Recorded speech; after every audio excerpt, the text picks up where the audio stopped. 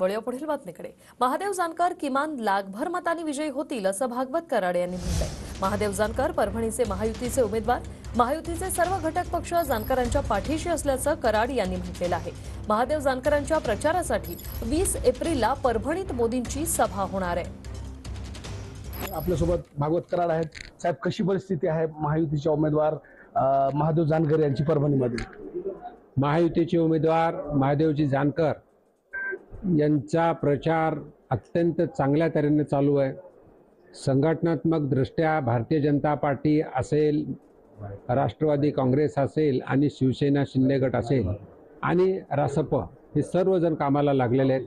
माने आम्हाला खात्री आहे महायुतीचे उमेदवार महादेवजी जानकर किमान लाखांच्या मतानं विजयी होतील आणि आता त्यांचा प्रचार यंत्रणा जोरात कामाला लागलेली आहे। बंडगर म्हणून एक धनगर समाजाचे नेते आहेत, त्यांनी असं विधान केलंय की धनगर समाजामध्ये यांचं श्रेय काय आहे आणि धनगर समाजाच्या नावावर त्यांनी स्वतःची झोली भरून घेतली महादेव जानकरांनी। कोणीही इलेक्शनमध्ये एकमेकाची टीका करत असतं, निंदा करत असतं, म्हणून एखाद्या कुठल्या पक्षाच्या कार्यकर्त्यांनी त्यांच्यावर टीका केली त्या टीकेला काही अर्थ नाही आहे।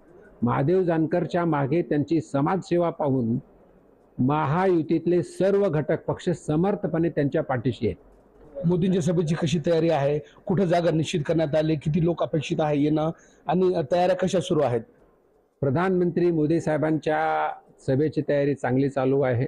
किमान 10,000च्या आसपास वाहनांच्या माध्यमातून जनता इथं येईल आणि लक्ष्मीनगर जे परभणी ते जिंतूर रोडवरती आहे तिथं 30 एकर जागेवरती पार्किंग असेल, मंडप असेल, हेलिपॅड असेल, ही पूर्ण तयारी झालेली आहे आणि मला खात्री आहे सकाळी सभा असल्यामुळे जास्तीत जास्त जनता येईल आणि मोदी साहेबांचे विचार ऐकण्यासाठी जनता उत्सुक आहे।